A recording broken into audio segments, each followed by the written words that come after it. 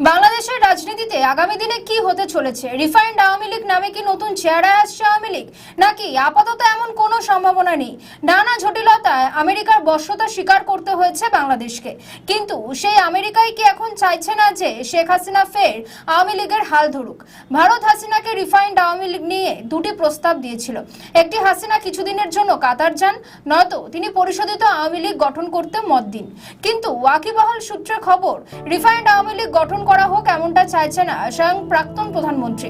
কাতার যেতেও চাইছেন না তিনি। সূত্রের খবর, ছেলে সাজিব ওয়াজেদের সঙ্গে দিল্লিতে বৈঠক করতে পারেন হাসিনা। এর মানে কি ফের আওয়ামী লীগ ফিরতে পারে, কিন্তু দলের নেতৃত্বে থাকবেন কে? আরেকটি সূত্রের একাংশের দাবি, সাবেক স্পিকার শিরিন শারমিনকে দেওয়া হতে পারে এই দলের দায়ভার, কিন্তু তিনি নিজেই জানিয়েছেন আপাতত আওয়ামী লীগের দায়িত্ব নিচ্ছেন না তিনি। দেশ ছেড়ে বিদেশে যাচ্ছেন তিনি। তবে কে থাকছেন আওয়ামী লীগের নেতৃত্বে?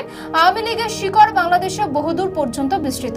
রিফাইন্ড আওয়ামী লীগের নাম প্রথম শোনা যায় ইউনূস সরকারের তাবেদার হাসনাত আব্দুল্লাহর মুখে।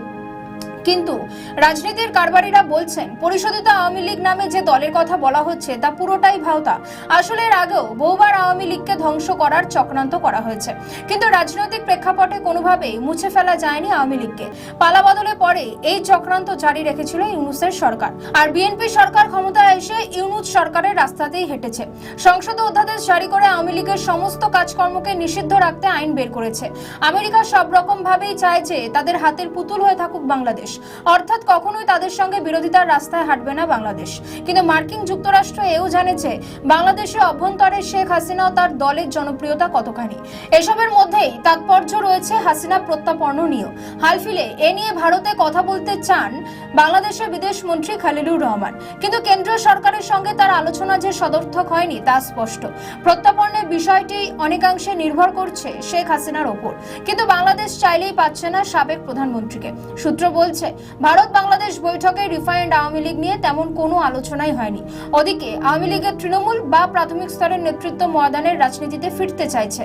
হাসিনা তাদের নির্দেশ দিয়েছেন বলেও মনে করা হচ্ছে।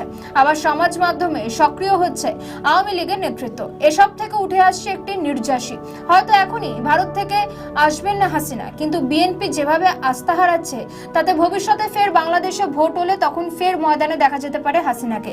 সেই আশাতেই বুক বাঁধছে দলের আওয়ামী লীগের তৃণমূল স্তরের নেতৃত্ব।